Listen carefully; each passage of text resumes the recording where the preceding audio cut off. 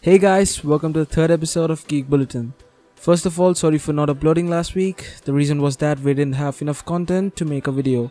So in this week's episode, we'll discuss the news from both the weeks. So let's just swoop right in. The first news today comes from the CEO of SpaceX and Tesla, Elon Musk.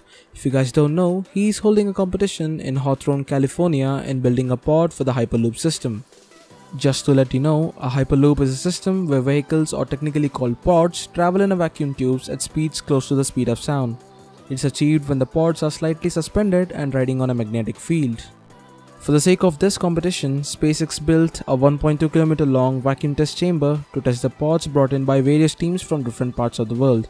All the pods undergo a rigorous test and only 3 teams could pass through them.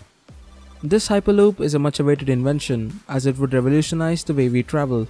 The main advantage of a Hyperloop system is that they offer little to no drag, allowing the pod to move at speeds of around 1100 km an hour, which is faster than any other commercial airliner.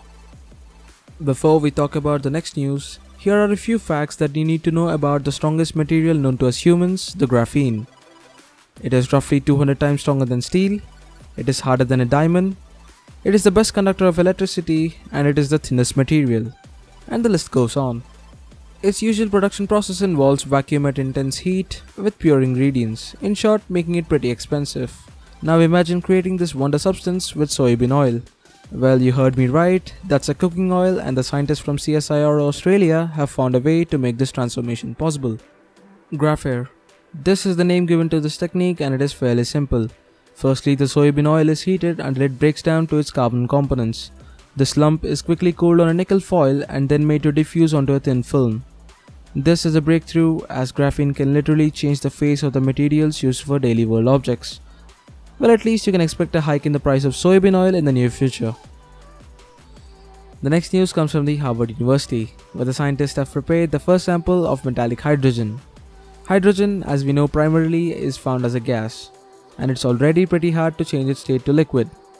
Like, you literally should reduce the temperature to minus 253 degrees centigrade and increase the pressure to about 10,000 psi.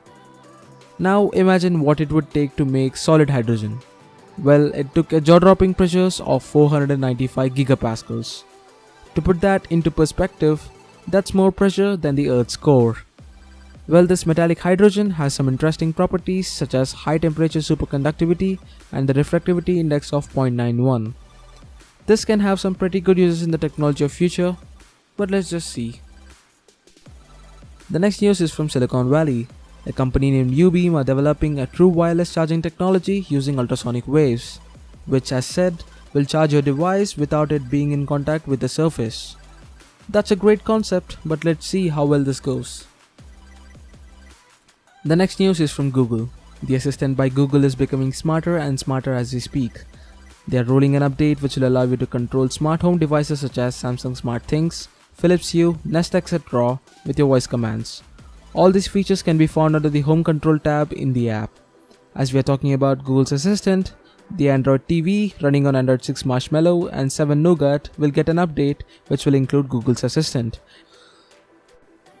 The next news is again from Google.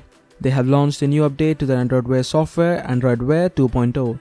This new update brings a whole new level of independency to your smartwatch. 2 watches from LG, LG Watch Sport and LG Watch Style were launched to showcase this, boasting stuff like LTE, NFC, GPS etc. inside them. The main features of this Wear 2.0 include simpler UI for better navigation, third-party watch faces, and also the ability to edit the watch faces to your liking. Now you don't need your phone anymore to do stuff on your smartwatch like installing apps, replying to a message, or paying bills using Android Pay etc.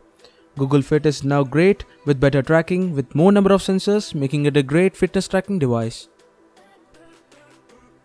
The next news is from Japan.